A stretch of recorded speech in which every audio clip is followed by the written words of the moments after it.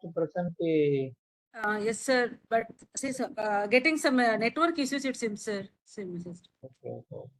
Shall we start with the other topic? Yes, sir. I will present. Yeah. This particular Kamashi, shall I start? Yeah, please, sir. Yes, please, sir. We are waiting, sir. This case scenario I have given you is actually the case scenario given for Dr. Jay Bharati of Railway Hospital, who attended the practical exams recently in Kerala.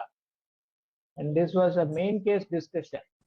The management of anesthesia for MRI in a small child. Yes, sir. An infant rather, with Yes, a sir. URI. How Yes, do you sir. manage? That was a 1.5 hours discussion on this particular topic. Sir. So all along we have been thinking that NORA and all is a minor procedure and so it's a short case. But now the examiners thought they should discuss this as a long case, and they have discussed it almost for 1.5 hours. So, I want to just keep you all updated on that so that you should not be caught unaware in the exam. Yes, sir. I think Shobika has joined. Shall we start with that, or shall we go ahead with Saundarya? Yes, sir. I'm ready, sir. Good evening, sir. You are ready? Okay. Yes, sir. Yeah, then we'll go ahead with your topic first. Yes, sir. So my question is, a 26-year-old primee with 28 weeks of gestation complains of severe headache, visual disturbances with BP of 200/100 mmHg, not responding to nifedipine labetalol, found to have suprarenal mass on right side. Discuss the management. It is a case of hypertensive emergency with the fetal immaturity. I'll admit the patient in the hospital and I'll take detailed history and examination. History includes a history of a headache, blurring of vision, seizures, epigastric pain, altered sensorium, dyspnea, nausea, vomiting, reduced urine output, any bleeding manifestation, and also if there is any history of sweating, palpitation, orthostatic hypotension. In past history, I'll ask about if there is any history of chronic systemic hypertension, diabetes, coronary artery disease, renal disease, history of epilepsy, bronchial asthma, or thyroid disease, and if there is any past surgical history. Drug history, if patient is on any medications. In family history, if there is any family history of hypertension and diabetes. Personal history, I'll ask about bowel and bladder habits, any altered sleep pattern, any history, past history of substance abuse, any drug allergy, obstetric history, how the pregnancy is confirmed in this patient, and regarding their regular antenatal visits, if the anomaly scan is done, if there is any current or previous history of gestational hypertension, diabetes, or thyroid disease. In general examination, I'll assess the sensorium of the patient. If the patient is conscious and oriented to time, place, and person, and I'll record the vitals of the patient, blood pressure, heart rate, respiratory rate, and saturation. And I'll look for any pallor, icterus, cyanosis, clubbing, lymphadenopathy, elevated JVP, and also look for facial puffiness, and if there is any bilateral pedal edema, any sacral edema.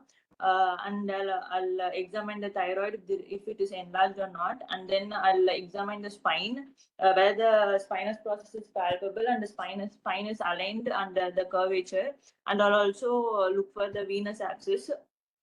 Coming to the airway examination, I'll look for the adequate mouth opening, modified Mallampati grade, thyromental distance, and TMJ mobility and neck movements. Systemic examination. In CNS, I'll assess the higher mental function test and whether the patient is irritable, hyperreflexia, and I'll also assess the GCS. In RS, I'll look for any added sounds or cracks. In CVS, if there is any murmur or altered apex beat. And then obstructive, in case of obstetric, I'll look for the fundal height and fetal heart rate. So the summary is a 26-year-old primee with a 28 week of gestation with severe headache and visual disturbances with the suprarenal mass on the right side. Physical examination revealed the elevated BP of 200/100 mmHg.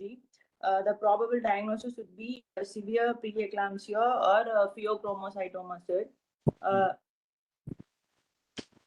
I'll ask for lab investigations. If the severe routine CBC with platelets, coagulation profile, serum urea, creatinine, and serum electrolytes. I'll ask for LFT and urine routine, chest X-ray, ECG, echo. And since there is a history of right suprarenal mass, I'll ask for urinary and plasma metanephrine to rule out pheochromocytoma. The concerns in this patient are hypertensive crisis with high risk to continue pregnancy, fetal immaturity, need for continuous maternal and fetal monitoring, tertiary care center with NICU, risk of eclampsia, pulmonary edema, HELLP syndrome, acute renal injury, intracranial hemorrhage, and electrolyte disturbances. Since the patient is not responding to labetalol and nifedipine, I'll start the patient on second line drugs IV nitroprusside and NTG or NTG infusion. 0.5 to 5 mg per kg per minute. I'll monitor the BP and urine output hourly. Magnesium sulfate is administered as seizure prophylaxis. 4 gram IV bolus over 20 minutes, followed by 1 to 2 gram per hour infusion. Should be continued up until post delivery of 24 to 48 hours. Serum magnesium to be sent every 4 hours to watch out for magnesium toxicity. My target BP would be 140/90 mmHg or 15 to 20% of decrease in MAP from the baseline. Case of severe preeclampsia, if the target BP is achieved, I'll continue the monitoring for the next 48 hours. Steroids to be given for the lung maturity of the fetus, and close fetal and maternal surveillance to be done in the tertiary care. If the target BP is not achieved, betamethasone 12 milligram, 2 doses, 24 hours apart for fetal lung maturity is given. Plan will be to terminate the pregnancy and to deliver the placenta and the fetus. My choice of anesthesia would be if the patient is hemodynamically stable with a normal coagulation profile. I would offer a lower segment cesarean section with the shingle shot spinal anesthesia. The drug preferred is 0.5% heavy bupivacaine, 1 ml plus 25 mg fentanyl. Along with routine measures, left lateral uterine displacement should be done. Managing the hypotension with ionodrops. Backup of GA is to be explained to the patient. If regional anesthesia is contraindicated in case of a patient refusal, intractable seizures, deranged coagulation profile, decreased consciousness, pulmonary edema, and any hemodynamic instability, I'll opt for GA. The concerns with GA is full stomach patient requiring RSI, difficult airway requiring difficult airway cart, Lasix in presence of pulmonary edema, drugs to attenuate the stress response, requires invasive monitoring and neuro monitoring, careful use of urinotonics, restrictive fluid administration, drug doses to be titrated, risk of placental transfer of anesthetic drugs, and to reserve blood and blood products, and to continue the magnesium sulfate. Technique is general anesthesia with the controlled ventilation. So I'll secure 2 large bore IV cannulas, left lateral urine displacement to be given, anti-aspiration prophylaxis, 0.3 molar sodium citrate 30 ml, 60 minutes to be given before the surgery, and H2 blockers or metoclopramide to be given 30 to 60 minutes before surgery. Pre-oxygenation to be done adequately. For attenuation of stress response, indonocaine can be given 1 to 1.5 mg per kg. I'll conduct RSI with a difficult airway cart on standby. Induction agent of choice is based on patient's hemodynamic stability. Thiopental or propofol is to be preferred. Fentanyl 2 mg per kg is given. Succinylcholine 1 mg per kg. And small size CT tube to be used. Nasogastric tube has to be put. And the maintenance, I'll use oxygen with air, volatiles, either ISO or CO with less than 1 mAh. Atracurium can be used as a maintenance. IV fluid, I'll give you less than 1 mg per kg per hour infusion and titrated to urine output of minimal 0.5 mg per kg per hour. Uterotonics oxytocin 5 international unit bolus followed by 5 to 10 international unit per hour up to 40 international unit can be given. Extubation is performed only if patient is fully awake with a top of greater than 0.9. Post-op care, adequate analgesia with IV fentanyl or fentanyl patches can also be used. Paracetamol if liver functions are normal. NSAIDs to be avoided. Continuous BP and urine output monitoring to be done. Magnesium sulfate is continued for the next 24 hours post delivery to watch out for eclampsia. If the Sir, I've also written about Pheochromocytoma, sir. So you As in, are okay. Now Yes. so far your description is all about assuming that this patient is a case of preeclampsia only. Yes, sir. But The you are mass not could be giving benign any or credence to the history that is given. There is a suprarenal mass and the Yes, sir. hypertension is so severe, not responding to the routine drugs. Yes, Does it sir. have any significance in the discussion? Yes, sir. If it is a pheochromocytoma, it won't respond to beta blockers, sir. We Ah. have to. Yes, sir. Then why do you There- make a diagnosis of preeclampsia when there is an obvious finding in the patient? Sir, because the mass could be either benign or malignant, sir, and in the history, Did you ask I could. any history pertaining to that in the history taking to the patient, whether Yes, she is sir. already aware of the condition that there is a mass and her BP has been high even before she became pregnant, whether it is a secondary hypertension or a chronic hypertension where patient has become pregnant? That has to be elaborately and clearly Okay, sir. documented. That is Yes, very sir. important. See, the Yes, sir. twist in the question itself is that suprarenal mass, Yes, sir. and there is a high BP which is not responding to the conventional treatment. That is a very important clue to say that. So, what is the easiest method of discriminating or differentiating between a known case of pheochromocytoma and preeclampsia Sir, in the antenatal period itself? sir, we can do clonidine suppression test, sir. Very simple test. See, you have to distinguish whether it is a pure pheochromocytoma complicating pregnancy or whether it is a preeclampsia also associated in that case. Yes, sir. How will you rule out? We can look for proteinuria, sir.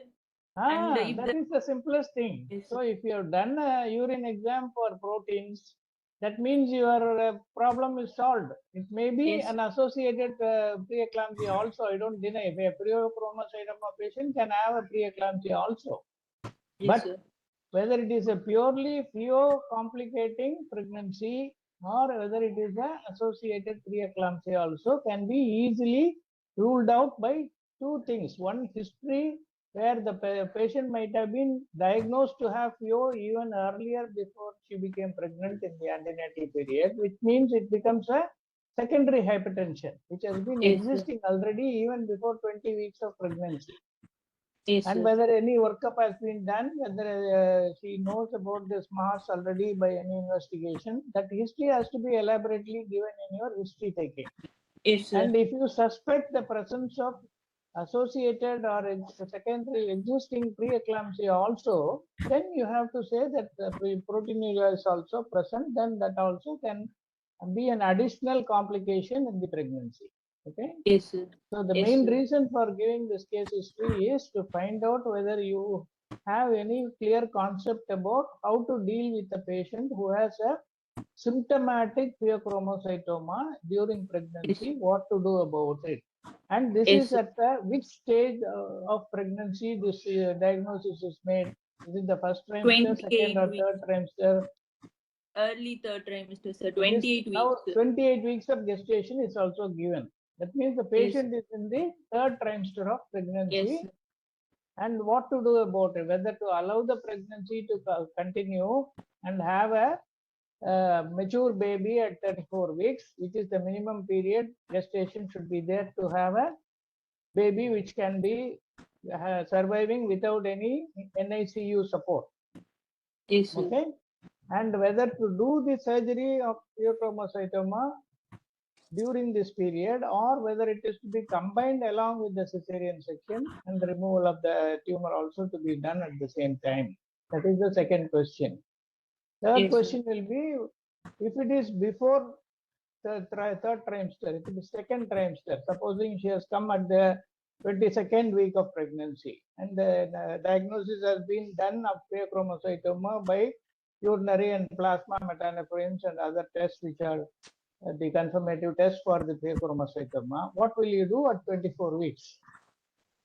Yes, sir. Sir, if the patient is less than 24 weeks, we can go for surgery, sir. But if it is greater than 24 weeks, we have to manage with alpha blockers, and then we have to do the surgery post delivery, sir.